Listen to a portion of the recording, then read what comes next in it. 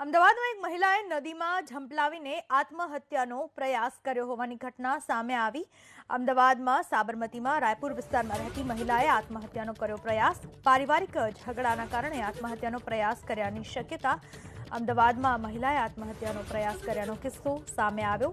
શહેરના રાયપુર વિસ્તારમાં રહેતી મહિલાએ નદીમાં ઝંપલાવી આત્મહત્યાનો પ્રયાસ કર્યો। પારિવારિક ઝઘડાને લઈને આ મહિલાએ આત્મહત્યાનો પ્રયાસ કર્યો। ફાયરની ટીમે મહિલાને બચાવીને હોસ્પિટલમાં સારવાર માટે ખસેડી વધુ તપાસ હાથ ધરી।